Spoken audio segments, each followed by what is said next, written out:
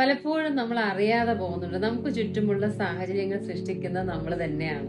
ചിലപ്പോൾ നമുക്ക് സങ്കടം വരാറുണ്ട്, നിരാശ ഉണ്ടാകാറുണ്ട്. നമ്മൾ ആഗ്രഹിച്ചതൊക്കെ കിട്ടാതെ വരുമ്പോൾ നമ്മൾ വളരെയധികം നമ്മളെ തന്നെ കുറ്റപ്പെടുത്താറുണ്ട്, മറ്റുള്ളവരെയും നമ്മൾ കുറ്റപ്പെടുത്താറുണ്ട്. ആക്ച്വലി ഇത് എന്താണ്? ഇത് നമ്മൾ അറിഞ്ഞുകൊണ്ട് തന്നെ നമ്മളെ തന്നെ വേദനിപ്പിക്കുന്ന രീതിയാണ്. നമുക്കറിയാമല്ലോ, നമ്മുടെ എല്ലാ കാര്യങ്ങളും നമുക്ക് ചുറ്റുമുള്ളതിന് എന്ത് വേണം എന്ത് വേണ്ട എന്ന് തീരുമാനിക്കുന്ന നമ്മളാണ്.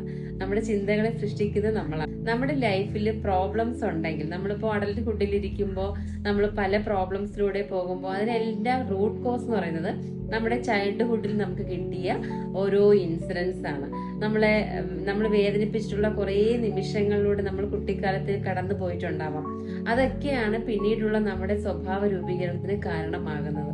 ഒരു 8 വയസ്സിനകത്തുള്ളിൽ നമ്മുടെ ജീവിതത്തിൽ നമുക്ക് അനുഭവിച്ച ഒരുപാട് പ്രോബ്ലംസ് ഉണ്ടാകാം.